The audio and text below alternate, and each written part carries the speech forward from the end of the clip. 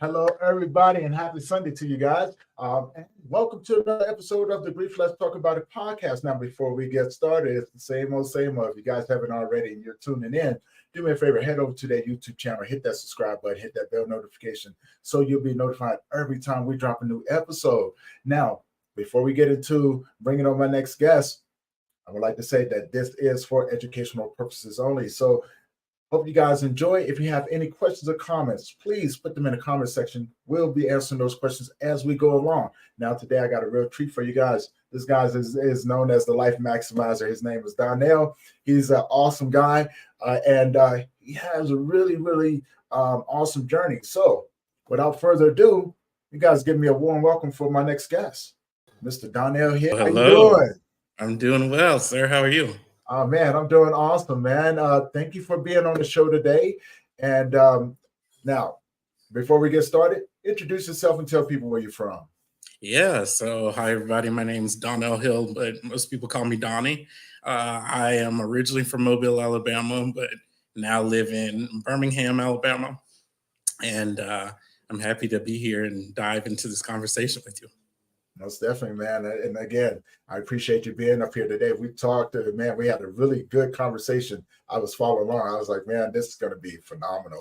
It's definitely going to be phenomenal because you have one hell of a journey, man. And so, yeah, without further ado, man, tell us about your journey, man. How you became who you are.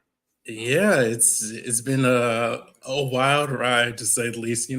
I think one of the things that I learned or that I got from kind of being in the entrepreneurship journey is this idea of what good branding is. Mm-hmm. And when I was, I guess, 24, 25, I was working with a business mentor at that time. And the work that I was doing then was working with cancer patients. So I was helping them navigate the ups and downs of their cancer journey. And I was also working with the caregivers. So my very first patient was my mom, who is an 11-year cancer survivor. And the business mentor that I was working with at the time, we were trying to figure out what I wanted to do through my work. And she said, I really think you're a life maximizer. I was like, huh? And she said, I think you're a life maximizer. I was like, oh, that sounds kind of cool. And at that time, my little 24-year-old brain was like, yeah, that's good marketing right there. Not really thinking about like what it actually means. And now when I think about the role that I like to play in people's lives. Yes, I'm doing some life maximization work with them in different capacities, whether that be in their personal life or their professional life. But I'm really wanting them to think about themselves as their own life maximizer because we all Mm-hmm. have our own journey that we go through. And some of our life is great and we learn a lot of lessons from that. And I think that's a part of the expansion and growth process. And some things are just great to begin with. And you're like, yeah, how do I celebrate those things? Right. And so when I think about kind of life maximizer in my own journey, most of it has been how do I make the most out of my experiences while I'm here on earth? Okay. Now, let me make sure I got this, got it correct. Life, you being a life maximizer, you helping people live their life to the fullest, right? Yeah. And not focus on all of the little chaotic things that go on in their life, but saying, hey, yeah, we know that this is going on, but we can deal with this over here. Um, let's come up with a plan, Yeah. so to speak, right? And I'm using that analogy because I work with a lot of hospice patients or individuals who are just trying to figure out life and death in general, right? Instead of worrying about the death, I go through, like you said, making a plan and saying, okay, what are the things that you would like to do in your life? Hmm. And you know what I'm saying? And at the end of your life, what would you like that to look like? Because it is yours, right? And Yeah, taking those mine. little things and saying, oh, you want to do skydiving, you want to go bull riding or things like that. Let's focus on doing these things because you no longer have to worry about this over here. Am I correct? Or Yeah, I think one of the big learnings in having my mom be my first patient Mhm. was the very first conversation that I had with her was around death. And she said, well, what if I don't wake up from the surgery? And, I was quiet. And at that time, it just kind of shocked me like, yeah, right. My mom might not wake up from the surgery. And then um, the sarcastic part of me was like, well, how'd you know you were going to get up today? And she just laughed a little bit and she's like, well, I didn't. I just assumed I was going to get up. I was like, well, we'll just assume you'll get up tomorrow. And while it was a real life and death conversation, Mhm. it was also a very lighthearted conversation. It was like, okay, if I can talk about death with my mom, then I can talk about anything with anybody. Okay. Right. And that's really how I've been kind of living my life and approaching my life now for almost 13, 14 years, is Okay. because at some point we're all gonna kick the bucket. So, are you enjoying the process as you move that direction, or are you miserable? And uh I think after working with the cancer community for a while, I realized that there's not a whole lot that I should take too seriously. And Mhm. sometimes that works out in my favor, and sometimes people get upset with me because they're like, "But you just seem so happy about everything." It's like, "No, I'm not happy about everything. I just Right. have a more realistic filter on things because I know I'm not talking to anybody about death in this moment or nobody is hurt. I'm talking to them about growing their business, or I'm talking to them about having a more effective conversation as a leader in their organization. So it has context, or my optimism and kind of the groundedness has context. And at the same time, I also know that, especially now, people are going through some rough stuff, man. Yeah. I went through a divorce. I'm at the final stages of a divorce. I relocated from living in the San Francisco Bay Area to I'm back to Alabama after almost living there for 20 years. Um, I've lost friends. I've lost family. I've had two close friends pass in the past 2 weeks. So I'm not unaware just living like Pollyanna. It's just like this is a part of life. And so I have to figure out how do I allow people how do I allow myself to grieve and process, but Mhm. also not be so consumed by it that it just takes me into a place where I can't get out. I understand. I definitely understand. We got a comment on Instagram. Serving with seven. Thank you for joining in. Real Run. Thank you for joining in as well. The comment that Serving with Seven has up here says they never talked to her husband again after surgery, and her and her kids are broken. I think when things like that, like you said, we want to assume that our family members are going to wake up the next day. You how would you approach a situation like the comment there?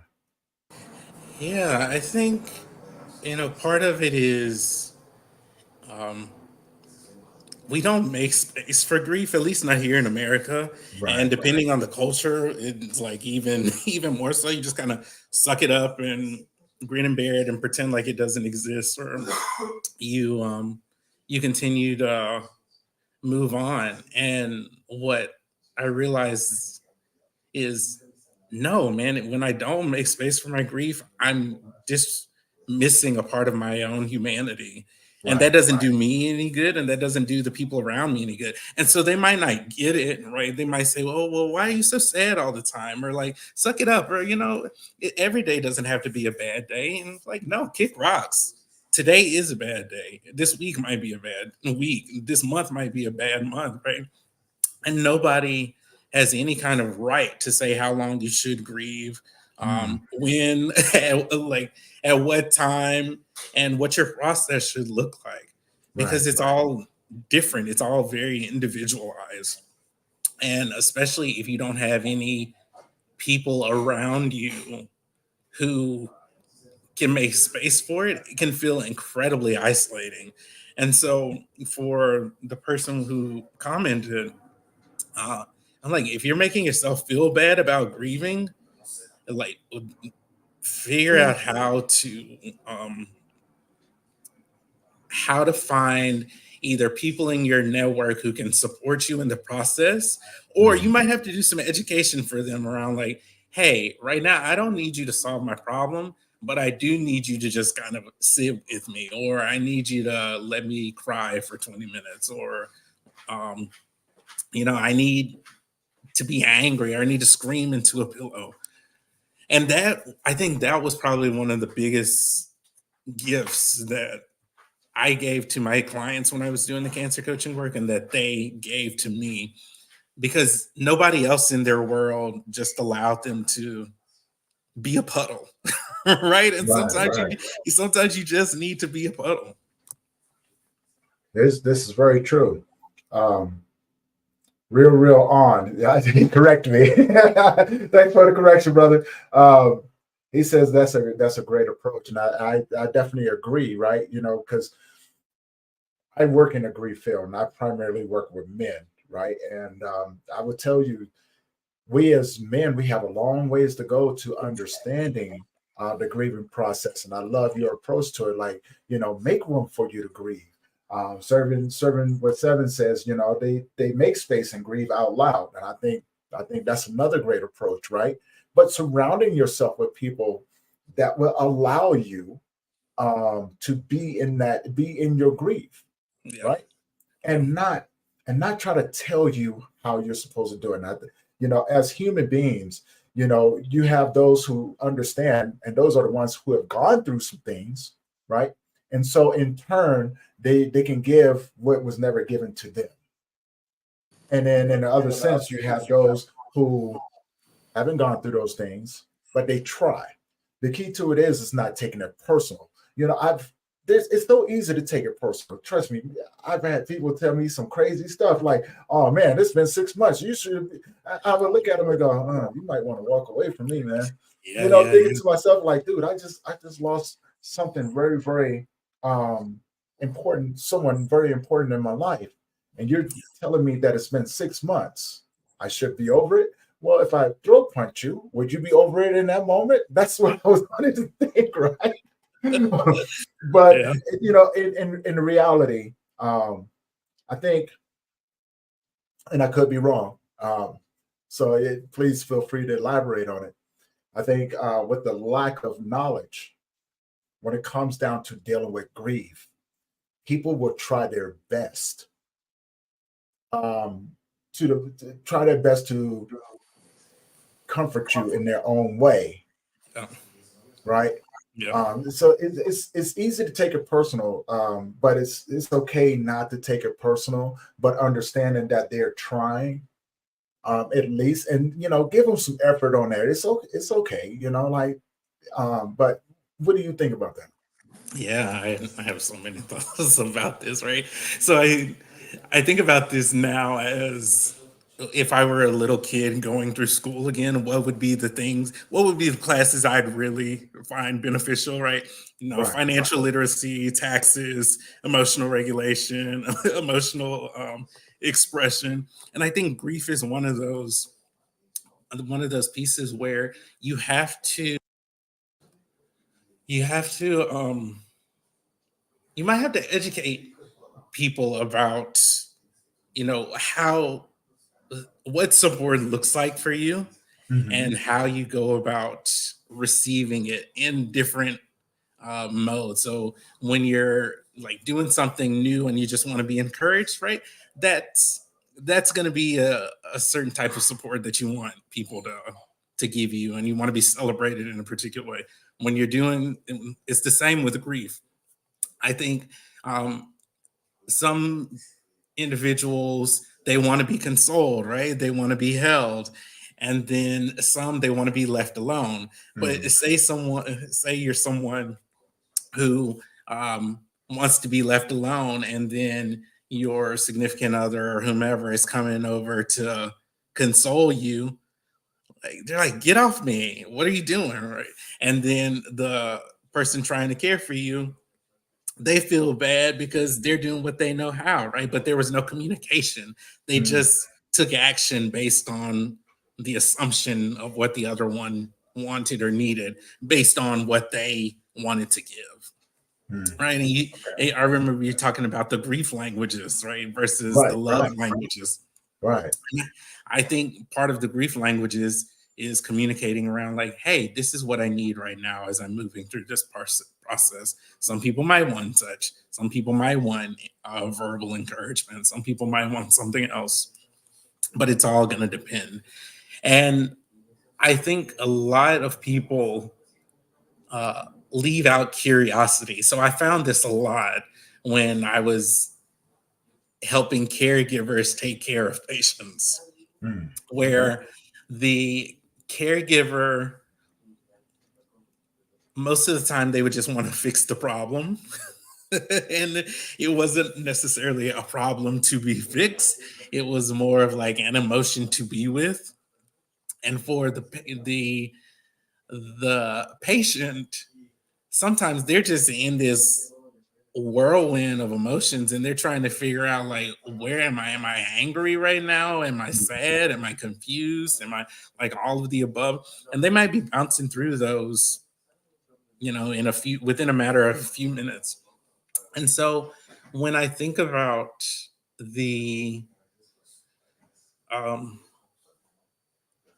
the dynamics of caring, I think you really have to figure out, hey, what do I need in this moment? And sometimes you might not be able to identify it, right? So therefore you can't even communicate it. And that's when curiosity, I tell people all the time, curiosity will be your best friend in most situations, because when you come from a place of curiosity, then you're more likely to ask questions, right? So you can ask, hey, what do you need? And they might say, well, I don't know what I need. It was like, okay, let me brainstorm with you. Do you need to go outside? Do you need to go for a walk? Do you need a blanket? Do you need a bath? Right. And so now it's just a matter of kind of, how can I get to know this person in a different way based on this scenario that we're in today. Yeah. I just want to add to that, because I do focus, I try to learn as much as I can as far as language when it comes down to grief, right? You have your verbal language, but you also have the love language that comes with that, and it differs between men and women. And because of the nature of the beast, some people are very emotional. They know how to speak, right? They know how to speak, saying, hey, I just need this right now. I just need someone to talk to me. I just need someone to sit with me. Maybe, and so once you start to figure out the verbal, you can kind of read in between. So say for instance, if I know that Donnie just gone through something, you may go, man, I don't know what I want. So understanding that what you just said right there, hey Donnie, man, I'm on my way over, man. I'm gonna stop at the store.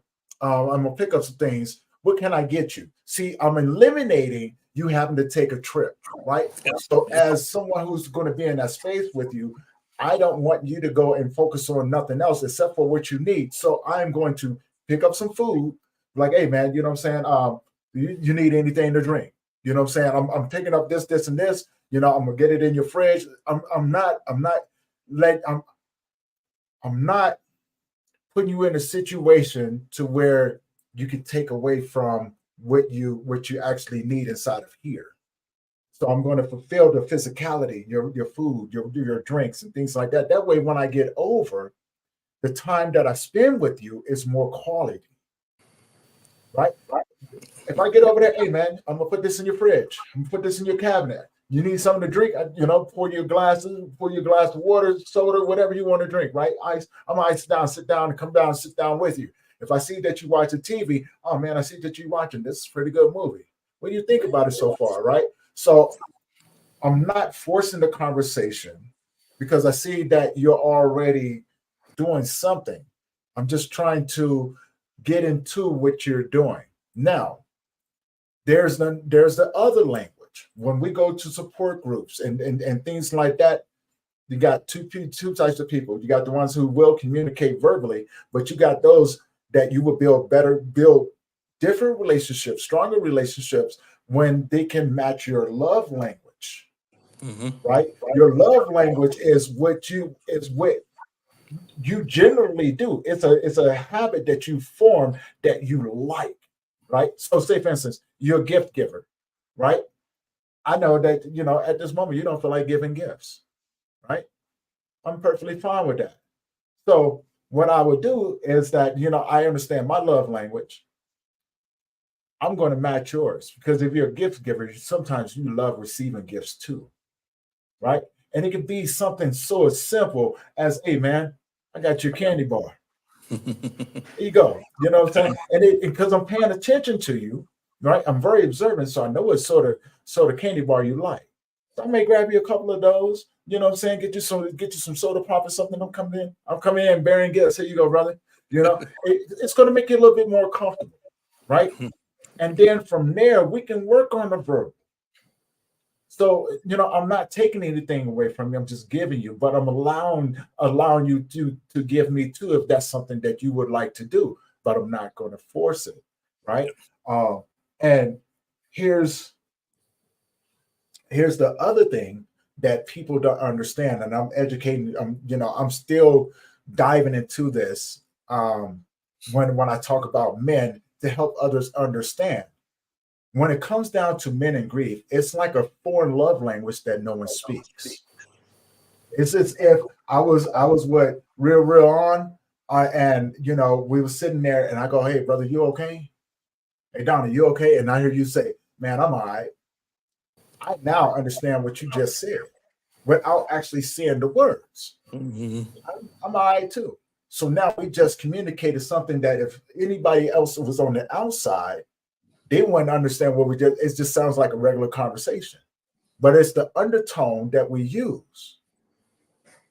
And when you can start to really understand that, it helps being able to show up with each other um, a lot more, intimate, right? Not far as physicalities or anything like that, but the understanding. Because I don't, if you can't verbally communicate it to me, so I have to listen to the words that you say and understand that the state of mind that you're in that moment and being able to go, man, I totally got what you said. As a lot of people say, we sometimes the loudest conversations that we have is the ones with no words, Mhm. right? And it's just being in that moment with those individuals. Like, you just lost a couple of friends. And so understanding that, I know that if you're not ready to talk about it, right? You know what I'm saying? I know how to I still know how to show it with Donnie because it's something that I have not perfected, but I have a better understanding of it. And I think when it comes down to human beings, there's a lot of different variables that come along with it, and it's a matter of surrounding yourself with the individuals that can speak the same language as you from time to time. You know, Yeah. It's- Yeah. You don't have to. You don't have to do all of this explaining, which I think is hard, especially when you're already grieving, right? You're like, oh, right. I got to explain one more thing to somebody or explain to them why I feel the way that I feel.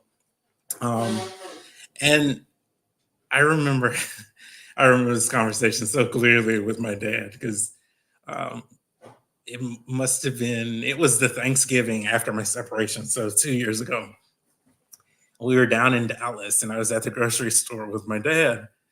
And at that point, I was still just kind of figuring out like what just happened to my life over these past 6 months. Like I had moved out, I was living in my own place, um, and kind of still emotionally processing a lot of stuff. And I was exhausted. Mm. And my dad knew that I was also making a shift in my business and uh, wanting to get some more coaching clients. And we were sitting in the line and he just started asking me all these questions about, hey, so tell me about your business. What's happening? What's your plan? What's your plan? And I think the last time I heard him say, what's my plan? I looked at him and shouted, I don't have a plan. I just got divorced. My whole life just kind of imploded. So I'm not thinking about it right now. Mm-hmm. And he got real quiet and just was kind of taken aback. And you also know, Black men in their 70s are like, that was kind of disrespectful. I'm like, yeah, but obviously you aren't thinking about anything that I've just been through at all. You're just kind of like, hey, you just got to keep it moving, get up and go. And I'm like, dude, I'm down on the ground. And Yeah. you are sitting here talking about get up, keep moving, do all this stuff. And while he was trying to be helpful in that moment, it was not helpful for me in that moment. Right. And I had a conversation with one of my old colleagues, and she was telling me, there's some distinctions between the way men communicate and the way women communicate, and so they're like, yeah, and I think when there's intentionality, it can be better, right? So the thing that I always tell people is like, you might be you might not be tracking with the person, or you might be tracking with the person in their communication, but you aren't necessarily attuning to where they are emotionally. And Mm-hmm. those are different skills, right? And I think in that moment with my dad, he wasn't attuned to, hey, Donnie's going through it right now. Yeah. He was tracking with, okay, I know my son wants to move forward in his business, which was true. But in that particular moment in time, that wasn't what I wanted and needed. So there was this disconnect between the tracking piece and the attunement piece. And I think when you're dealing with grief, attunement is more important than the tracking. The tracking Yes. needs to be secondary, the attunement needs to be primary. I definitely agree. And I just want to add to that. But first, before I add to that, um, I just want to read a comment from real on. He said his grandma friend asked him like 9 months after his um his grief journey began, if he was going to start dating or get remarried, right? And again, I think it ties into what you just said, right? Because they're not looking at the emotional aspect of it. You know what I'm Mhm. saying? They're not in tune, but they see the individual that you are, and the individual that you were. And I think a lot of times people miss the individual that you were. They Mhm. want you to get back to that because Mhm. that's what they're used to, right? Mhm. And not understanding that your whole world has just now changed and who you are is changing along with it, because the reality that now you live in carries a different meaning, a different definition, so to speak. And Yeah. now, what you said about your father, I definitely understand. I want to ask a legitimate question. You know what I'm saying? Do you think that's a cultural thing? Because when it comes down to black men, Yep. and white men, or any other race, right? I think we differ in those cultures and things like that. And I can only speak from being a black male, that in I've watched the older generations come about, and just like you said, they're not trying to get you to focus on the loss or the situation that you're in this now in. I think their main drive is to get you back on track. I don't Yeah. think it's personal. Yeah. I really don't think, but I think we do what we know, um, without thought, Yeah. because that's the way we're always taught. So Yes. I pose that question: Do you see the cultural differences around? I And do. if so, how can we how can we as a human race better understand each other when we are going through those moments? Yeah. I think the cultural component is really significant, right? Because it's like my dad grew up in the 50s, 60s, and 70s in Mm-hmm. Alabama. So he's been through a lot and he's seen a lot, right? And he has a very optimistic um, view of life, which I appreciate. And I definitely get that piece from him. And um, the piece that I'm noticing now as I kind of move through my own kind of grief and and restoration journey is, but there was also a lot of emotional stuff that just got swept away. One, because they didn't have space for it. Like they were in survival mode, right, as they were growing up. And when you're kind of living from that part of the brain and in that state all the time, you don't really have a whole lot of time to grieve and, feel your sorrow and wallow and, oh, it's me. Like, you just got to keep it moving Yeah. because that was the soup that they were swimming in. And now there's a lot more attention coming up for mental health recovery in the Black community, trauma recovery within the Black community, having conversations that foster intergenerational healing, and so that is part of the conversation in 2024. And Okay. so now you're having like my generation and your generation and younger generations, they're wanting to have those conversations. And then like my dad's generation and above, they're like, we don't need to talk about all that. I'm like, no, but we do, because this is part of the issue, right? You're not making space for the other parts of our humanity to come out and be a part of our everyday life, because you're still operating from that place that you had to operate from when you were young or when you were a young adult. And I think it's hard because it causes a lot of tension and a lot of frustration. So when you hear people talk about, oh, the younger generation doesn't like to work and they're this and they're that, it's like, no, you can't say that, because that's not true. We just don't want to put up with the same crap that our families had to go through. So Right. if something doesn't sit well, instead of just holding on to it, we're going to verbalize it.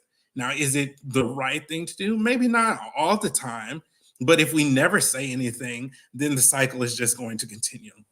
Right. And so I think right now what's happening within the Black community, and sometimes I see it in the Latino community and the Asian communities as well, is that people are wanting to break those cycles. But in breaking the cycles, you disrupt a lot of stuff, right? And some people are going to want to engage in conversation, and some people aren't going to want to engage in conversation. And then also people are going to have to take a look at themselves, which I think is really the most uncomfortable part for people, because they're like, oh, right, I wasn't being emotionally aware. I wasn't attuning to my child, but I was providing all of this other stuff. I did an interview maybe back in January, but it just came out a couple of weeks ago, where I was talking about childhood neglect. And my family is incredibly loving. they're super caring. And there were still parts of me that were emotionally neglected. And so how do you make space for both of those things to be true and be on the table without dismissing your own experience, but also without, making your parents feel horrible? And, how they respond and how they feel about it is part of their experience, but it doesn't have to be an either or. It can be a both and.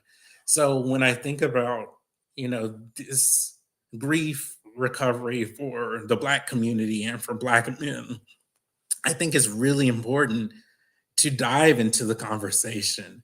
And you don't have to like pull up all of the trauma. The example I use is like, stick your toe in the grief pool, right? You're not just gonna go and do a cannonball in it. Like, maybe you just want to sit on the side for a minute and let your feet hang in. And then when you're ready, you're like, all right, that's enough. I need to get out and go do my own thing and go hang out with my boys, or go to a game, or go read, or work out, or whatever it is that you need to do. Yeah. But there has to be some willingness to engage in that part of our experiences as humans, as men, as Black men, because grief is going to be a part of our lives from now until the day we die, whether we like it or not. Right. I guess my question would be, dealing with the the generational damage or trauma that we experience, because I'm a 70s baby, but I was raised by boomers, right? And they was raised by the elder generation as well. And so there was a lot of things um, when I started to reflect during my healing. There was things that came into light, like the relationship I have with my mom and my father. I used to get my butt whipped all the time. Hmm. And it was something that was said to me that really, I didn't take it personal, but it made me dive into the generational actions that were taken, right? The discipline and things like that. And I said, there's a really, really thin line between abuse and discipline, right? Yeah. And because when you're coming up, you do something wrong, you got discipline for it, right? And even sometimes you didn't have to do anything wrong, you still got your butt whipped about it, right? You know what I'm saying? Boy, then I tell you this, that, or girl, then when I tell you this, that, another, right? And you learned over a period of time, like maybe it's best I stay outside, right? You Yep. know what I'm saying? maybe it's just best I stay out there. But I also realized as I began to go along this healing journey, the damage that was done to me. And once I realized the damage that was done to me, I had to think to myself, like, is it personal? Was it personal? No, they was only doing the best that they had with what they knew. So, but I still have to heal from that and then not pass it along to my children, right? And to be able to make sure that they have better options, make sure that communication was a lot better. So there was a lot of work that came in between there, right? Because I had to get out of my head because, when I had my son, every time he got in trouble, I was like, well, I will whoop your little butt, right? You know what I'm saying? And the crazy part about it was, what he taught me. And it was so crazy. It was so simple that I had to go through, and I was flabbergasted. I was stuck because he had got in trouble. Well, I got him in trouble because he was doing something, and I was like, "Boy, you better stop doing it before you get your little butt whooped." And he stopped for a minute. He put his head down. He looked up at me. He goes, "Dad, I'm just a kid. I'm just curious. I just want to see what everything is about." And it stumped me so bad that I was like, you know what? I ain't got nothing else to say to you. Go and play. Go do something, right? I don't want to deal with this right now. But Yeah. that's something that's just that simple. That phrase that came from that little body made me rethink everything. And I began to see the world from his eyes. As I do with most children, I begin to look at most children. And I go, whoa, And so when I see their parents, like some of my friends, and they doing certain things, I have to stop them. Hey, man, remember when you was a kid? Remember how you didn't have the opportunity to go out here and explore what the world was like? They're not like us. They will be when they get older. But right now, let them explore the world. They have no fear. They want to touch. They want to explore. So what if they get poison ivy? They got calamine lotion for that. You know what I'm saying? So what if they can go out there and get a little cut on their hands? Guess what? They're gonna have a hell of a story about how that happened when they get older. But they're not worried about all that. Put a band-aid on it. They go back out there and finish playing. They tough, you know, and they want their souls are so free into the world. I think there's when I look at that aspect and the grief that goes on, because we desperately need this. Children learn from us how to show up in the world. How do we how do we respond to those losses? When it comes down to the generational teachings and the reteaching, I think we have to get outside of ourselves and go, I know that this didn't work for me. So maybe I can give them the better opportunity so they can have a better openness in life as they begin to move forward. And I love that you said that the generations that are coming up now, they're more open to speaking about it. But I Hmm. think there's still work that needs to be done, because when you have people like my age, like ourselves, right, that are just a little bit older, they experience life a little bit more. I think we have to erase the board of what life teaches us into what life is offering us. I love. I grew up around a lot of kids. I used to babysit my cousins, a lot of cousins and friends' children, and I have two nephews of my own. And I love when they're between the ages of like 3 and 6 Mhm. because they can talk and they understand, more, but they also just have this genuine curiosity and innocence about them Yeah. where they're like, oh yeah, I just want to know, or I'm doing it because I want to do it. And I remember I was staying with some friends of mine, and at that time, their son was 6, and I was working in their office, and he ran into the office and brought me a piece of chocolate.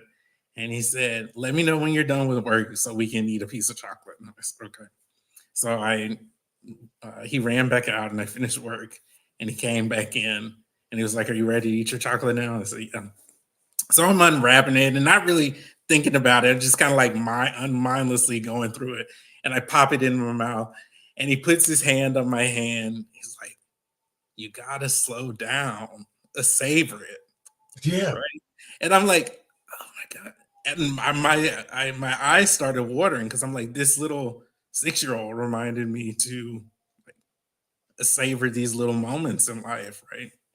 And Mm. when I'm around kids, that is that part of me kind of turns back on. It's like, all right, I used to be so curious and gregarious and wanted to know and explore all the things. And so to be able to do that now as an adult, but do it more mindfully is wonderful. But when I think about it in terms of like the grief conversation, there's a lot of grief around how much I just missed out on my childhood because I was constantly thinking about, oh my God, I have to do it. I have to do everything perfectly, or otherwise I'm not going to be loved, or I'm going to be abandoned or left somewhere. Mm. And that wears on a kid's psyche, especially when you're just trying to get through through your day to day, right? Right. And if you think about it from the black standpoint and from the cultural standpoint, now you have all of those pressures of like, oh, we only get one chance, and don't make us look bad, and all of that. Like no 6-year-old wants to be thinking about that. Yeah. Yeah. Yeah. They're like, I want to Exactly. go climb this tree or play out in a puddle. I definitely agree with that, man.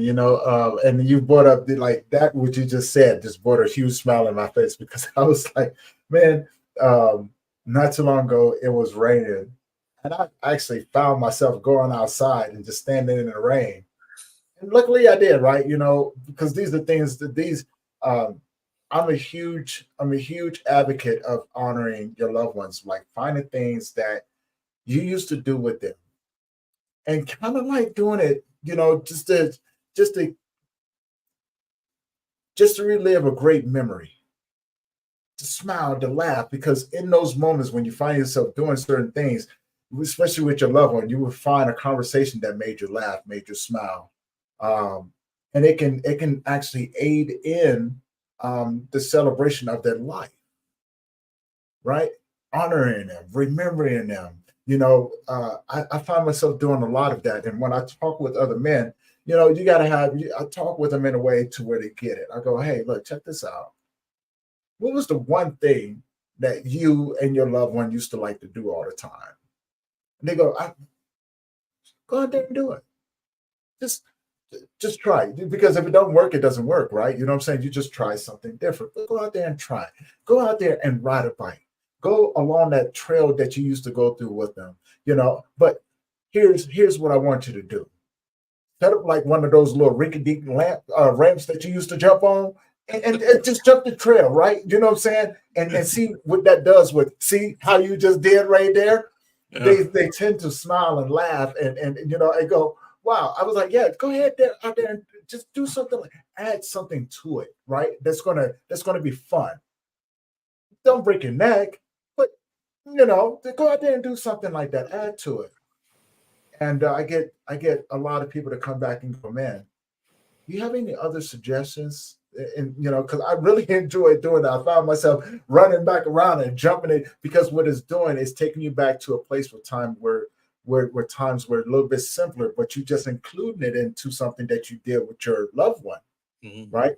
And I think in combination with that is the reminder of bringing our childhood back into play, but also sharing that memory with that loved one who's not here in a physical sense, and just imagining what they would say to you at that moment, right? So you're not altering your reality, you're just adding to it, in just a different way, and I find that to be beautiful. As you were sharing that example, it made me just think about, um, I think the the grief we don't spend time acknowledging the most is like the grief around the innocence lost. Oh man, yeah. Right?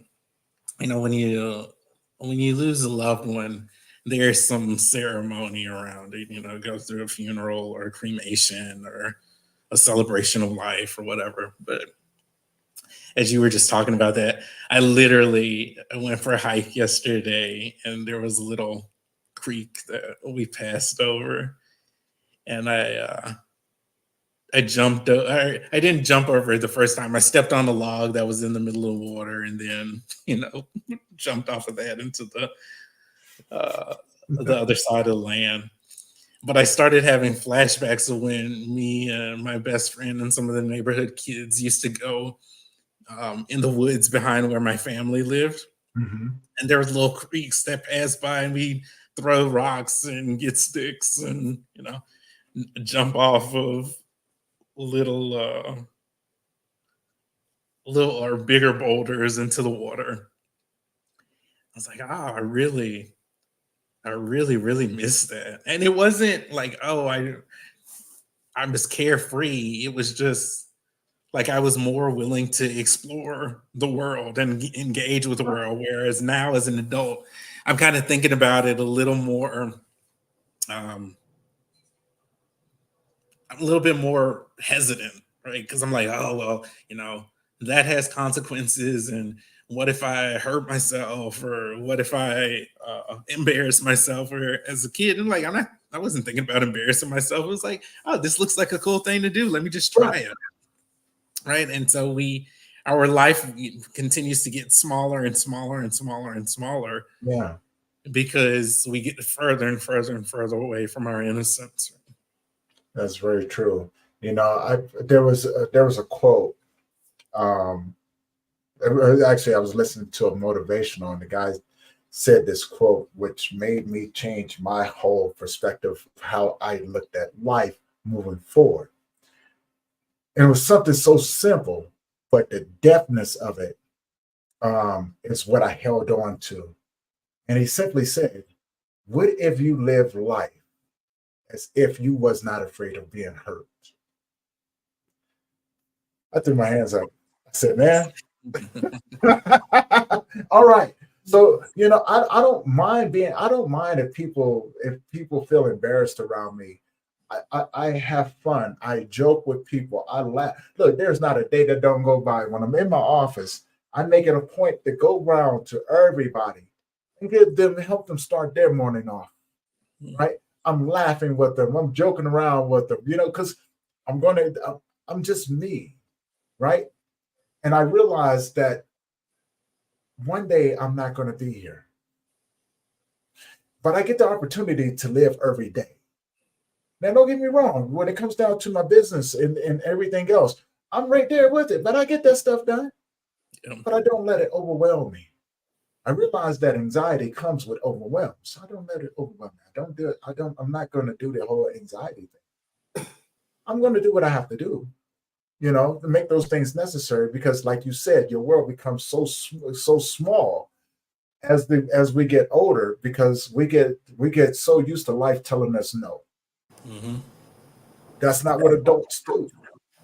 Here's the big problem that I have with that. No one ever told me what it was about what this age supposed to do. I was raised up around Toys R Us. I'm a Toys R Us kid, right? And so I still enjoy watching the little ones ride around on their big wheels and on their bikes and things like that. And I think it's so fun. I want to join in with them. Hey, where y'all going? You mind if I go with you? Well, two things about that. I want to have fun with them because I learned so much about them, about this world, about just going back to a place of curiosity, but the friendships that they have. It reminded me of that movie Stand by Me, right? And how the kids was walking along the railroad tracks and things like that, going to go see the dead body, right? It reminded me of that. And I was like, man, I remember that with my friends and everything. I still find myself doing all of those things. Now, the second thing the reason why I do it is because I'm a firm believer in protecting our children. See, I still live in a world where things have changed. And although I'm having fun with them, I want to make sure that these children go home. Right. But not no buts. I want to make sure that these children go home, but I want to make sure that they have a great time as well while they're out. So I know how to stay out of the kids' way. I know how to stay out of their way. And I'll even suggest games with them. Y'all should go play tag, right? You know what I'm saying? Find a little trail that got, like you said, a river or something to it. Y'all should go jump in there, right? I know they're going to get in trouble and everything, but to be honest with you, you know what I'm saying? You're not going to get in too much trouble. That's the whole purpose of going outside. Go jump in the puddle. Go, you know what I'm saying? And show them how to make little fishing rods out of stick and some string with a hook on it. I hope you find some worms. Just throw it in the stream, see what you get, right? So, we as adults, we have to get back to allowing ourselves to explore this world, understand that our loved ones, they're still watching over us, although we feel it here, right? We feel it here. We miss the touch. We miss the conversation. We miss the connection and things like that. We do. And I always say, take your time. These things don't happen overnight. But remember what it was like. Pick out little things. Don't overwhelm yourself with picking out so many other things, right? But one thing at a time. Maybe cook a good meal. Throw on a movie that you normally wouldn't watch, that you watch with that person, or just something that's going to make you feel good, because that's the healing process is hard. It is hard. But there's things that you can incorporate in there to allow you to heal along your journey, because grief is one of those things. As long as you're living and breathing and you have friendships and relationships and things like that, grief will be a part of your world. The only way that you can avoid that is that you're going to have to get away from everyone and say, I'm going to live off the grid. I don't want to be around anyone ever again. Now, depending on which age that you do that, the grief is going to be there with you. Mm-hmm. Right. And it's nothing to be ashamed of. It's no shame in feeling the emotional effects of that hurt. It's part of you.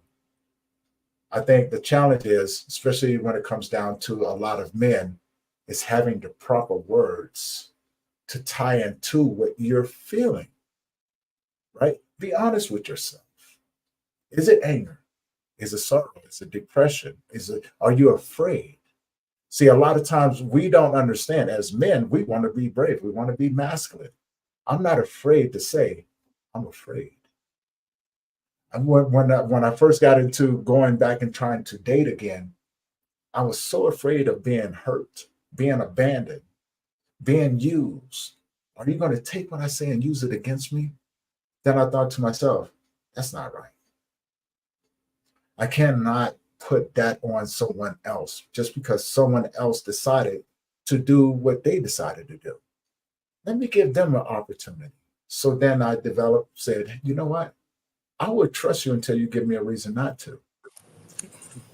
And I'm going to treat you with respect. That way, if you do make a choice and this does not work out, I can walk away and say, you know what? I have nothing to feel bad about. I wish you well on your journey, right? I wish nothing more worse on you. I do wish you well on your journey. And it gives me the strength to go on and go, okay, I know what I don't like anymore. I know what I don't want, right? Um, and I have no regrets over any of that. As long as I can answer the question, did you do the best that you could do in that moment that you was with that individual? And I go, yeah, whether if it's your child, your parents, your you know what I'm saying, your significant other or anything like that. So if something was to happen, like, and it took me a long time to get to that point when I lost my son, was to say, was I a good father to him? Did I provide him the and a very adventurous life? That I let him go out into a world and explore? And I went, yeah, I did.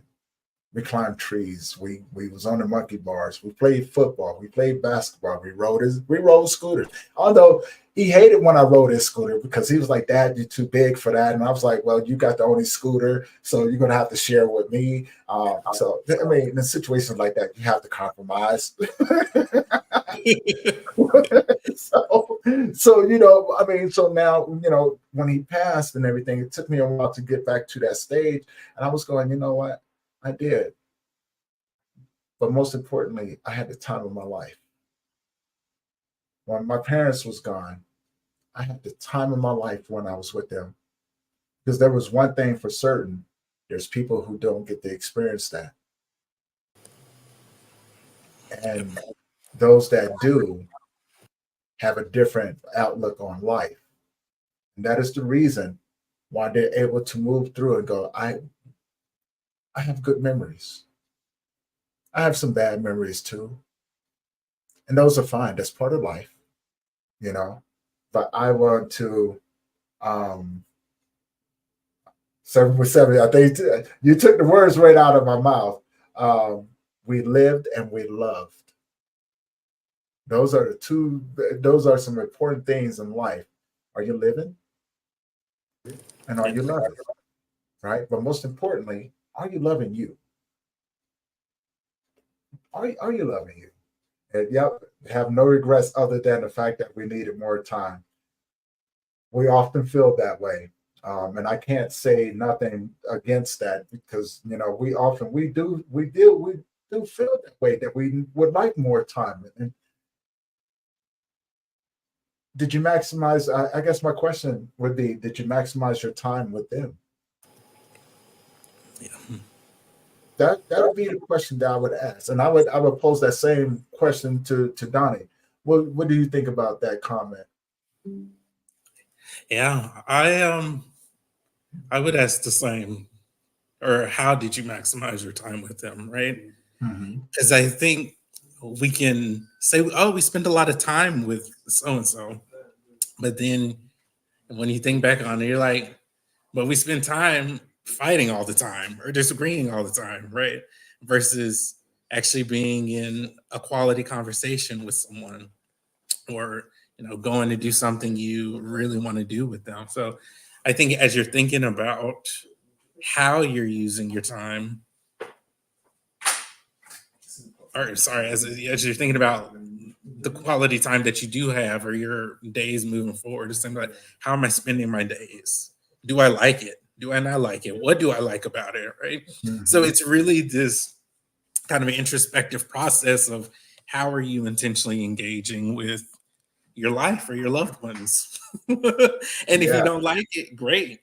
That's good information to know. Now you can make a choice to change it. And if you love it, then continue doing whatever it is that you're doing, so that you do more of it, so that if or when um, they go or you go, you like, yeah, that was a pretty good ride. I enjoyed Yeah. it. Yeah.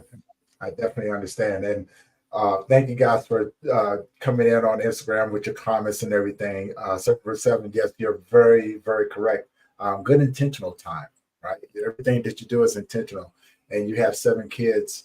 And it is, yes, I understand it can be a lot doing solo. And, it's not a whole lot to say about that, except for, they carry a lot of you and your loved one with them. Mm. It's just a matter of seeing the good into them. Everything works itself out, even when it's challenging. Everything has a strange way of working out. But also, if I could just add to what you said, or what you already know, there's people out there that won't ever get to experience that. So you have a true, true miracle and a blessing on your hands, and you're going to do good. You're going to do good. It may not seem like it at the moment, but and it may do. I don't know, but you're doing good. You're still holding it in. You're giving those giving those kids the best life, and I have no doubt about that. Real on. Your son, you already know. We've talked about this. Your son knows. He feels it with you, and so I know that you're doing your best as well. And it does. It can be challenging, but you're not on this road by yourself, man. None of you are. No, thank you guys. Keep the comments coming. If you have any questions for Donnie as we continue to go, please put those in there, and we'll try to get to them. But thank you guys. Thank you guys. Facebook, LinkedIn, YouTube. All you guys, thank you guys for the comments that you guys are putting in there. This is truly awesome. So You said something earlier that has been sitting with me for a while, and I think you said either healing isn't easy or grief isn't easy, right? And in my work, I use restoration and recovery a lot, interchangeably with like the healing journey. mhm, And yeah, healing work isn't sexy work. Grief work isn't sexy work. Like restoration and recovery work isn't sexy work. Like if you think about it, and when I talk about recovery, I'm talking about like emotional recovery, right, mental health recovery, right? But if you think about it just from um, an addict standpoint, whether it be alcohol or substance abuse, they don't go to rehab for a reason. It's painful, right? And so when you're thinking about the grieving process, our inclination is to run away from grief because it's so painful. But that's really the only way to move through it is actually to like go through the process of going through it. right. And so I forget the individual's handle who has seven, I think 7 kids. 707. Yeah. That they while there it's important to continue making sure that you hold it together for your family. Hmm. I think it's also really important for them to see you grieve, Yes, right? yes, So that they know, hey, it's okay. Like we lost somebody that we loved. And, you know, we don't have to try and pretend that it doesn't exist or that it doesn't hurt. Right. And depending on the age level, they're going to have different understandings of it. And you can explain it to them in a way that you see fit and you think that they could hear it. But if you're crying one day, it's like rather than be like, oh, mommy's okay. Like, oh no, mommy's actually really sad. Mommy misses, dad or grandma or whomever it is.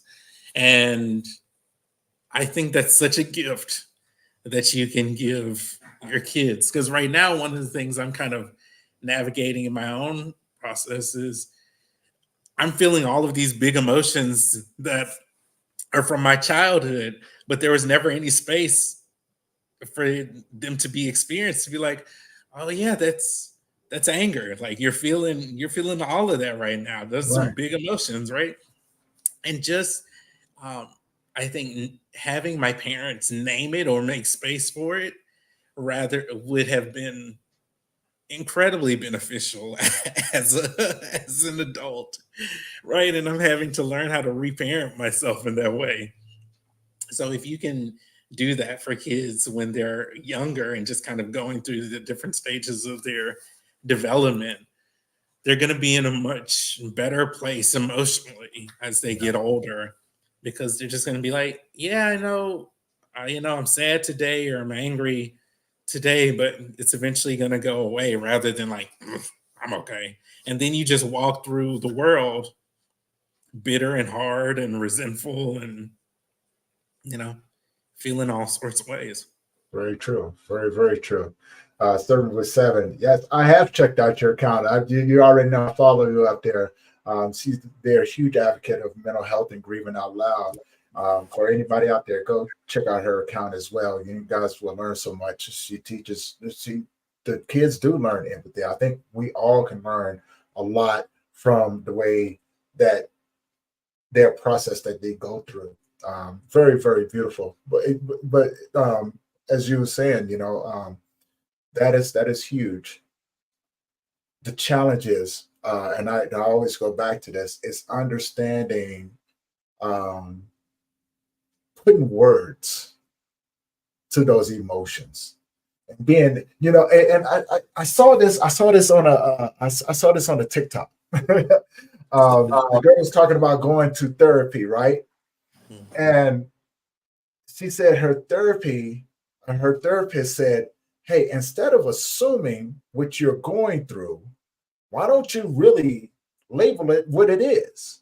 And so the girl was like, you know what? I was feeling kind of, it wasn't angry. It wasn't frustration. It wasn't this, that, and other.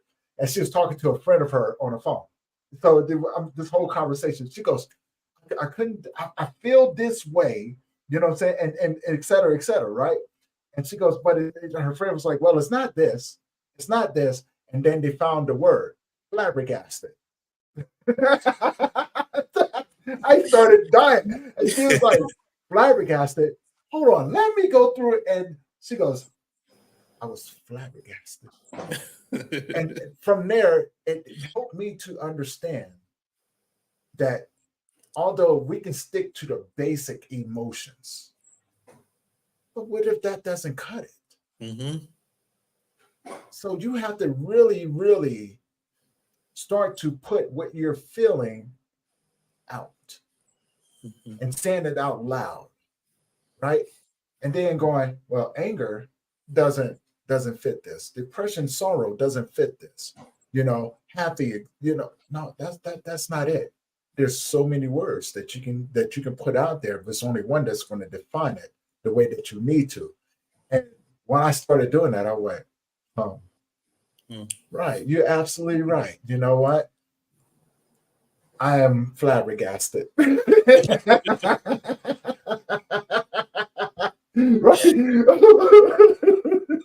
We got to comment. Yes, you're flabbergasted a lot too, right? So look up the definition of that, right? Literally look up the definition to see what it says. You're going to be like, whoa. But that's the key to it, right?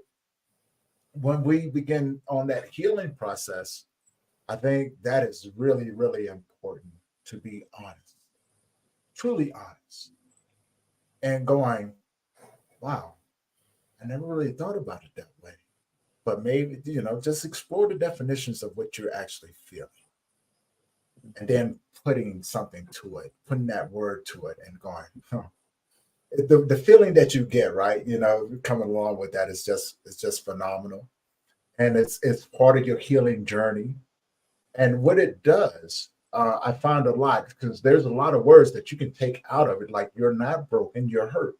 When you are honest with that, because you're not a thing, you didn't break a bone, you hurt, you lost someone very, very dear to you, you are hurt. Be honest with that. Say it out loud. You're hurt. Now see the direction that your life will often take you in. You will often find roads of healing that will lead to in-depth roads of understanding your healing journey.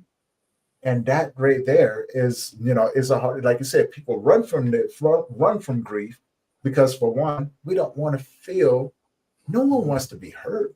Mm-hmm. no one wants to be hurt, right? No one wants to face the reality that our loved ones are gone. They've moved on in this world, and no one wants to face the reality of childhood trauma, of abandonment, trust issues, and things like that. But the reality of it is, we have a lot of work to do. We have a lot of work to do, and when we got people like Donnel out there helping other individuals live their life to the fullest, it helps each and every last one of us to be able to engage on a more human level, on a more human level of empathy and understanding, and opens up the doors for us to be able to walk with each other as people, right? Because the one thing that I can offer you that don't come with a price is my love. Love is free. I got a whole pocket full of it. You know what I'm saying? Just tell me how much you need. You want it? I got a pocket full. Bam, there you go.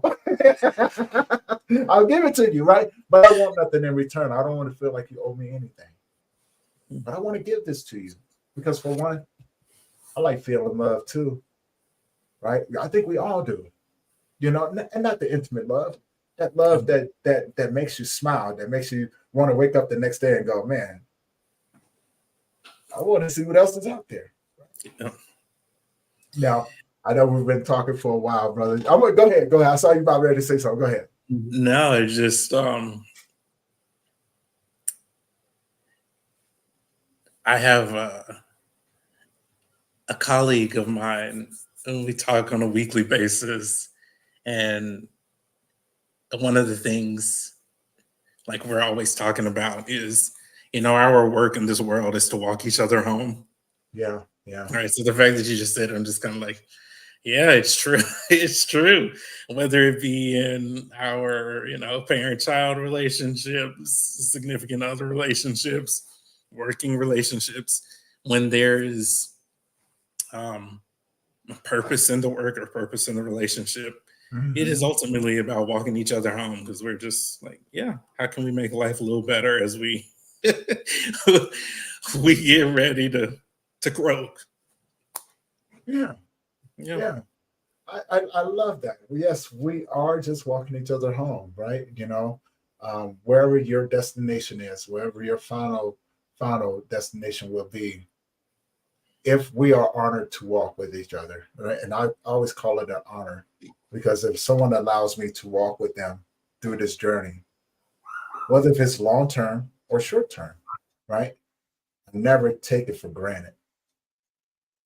I never take it for granted. So, but I also go, you know what? If you need to go that way, I understand it's part of your journey. I do wish you well, because I'm excited to see who you become along your journey. Maybe I'll see you again. And if I do, we have a lot to talk about. But if I don't see you again, may this world treat you beautifully, and may you experience it to the fullest, no matter what that looks like. No matter what that looks like, right? And that part of my journey and understanding, it's what helps me show up and do the work that I do, because I'm excited to see people heal. I'm excited to hear men open up and go, man, I'm not okay. I'm excited to hear their families come back and go, man, he's a totally different person from when he first started. Not in the bad way, but in the good way, And even if it is in the most unsettling way for you, you have to realize where they are in their journey. And it's not going to be pretty. Have a little bit of compassion, a little bit of empathy for that individual, because one day you may need that as well. See, I knew this was going to happen. See, we talked the first time. I knew it was a good talk forever. But again, I enjoy having these conversations with you, man. Because we talked the first time, and I was just like, I can't wait. That means we're gonna have to do another one. Hey, man, you just let me know when. Everybody. Yes, yes, Grief Tribe, man. Big Mike over there. Hey, thank you for tuning in. Thank you, everybody on Instagram who's been tuning in, and all the other platforms: Facebook, Instagram, YouTube, Twitter, Twitch.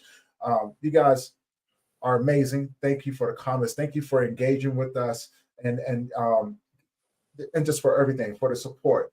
Donnie, before I let you go, brother, if you have anything to leave the audience, what would you leave them with today?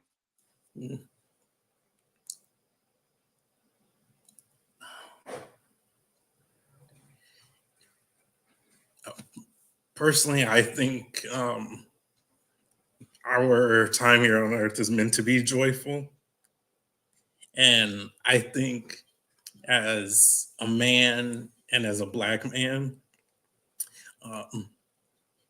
reconnecting with joy can be challenging at times, to say the least. But also, there are moments where it's like, there is nothing like Black boy joy, right?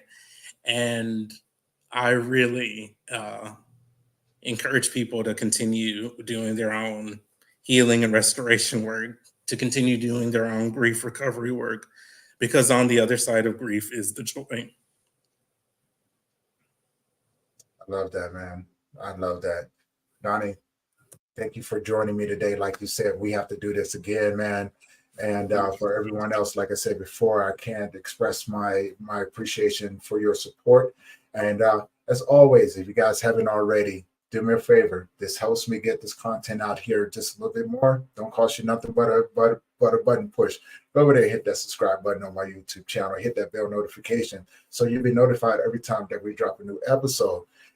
And if you know anyone who could benefit from these conversations that we have, please, please, please share this along with them, because you never know what sort of impact it can have on them.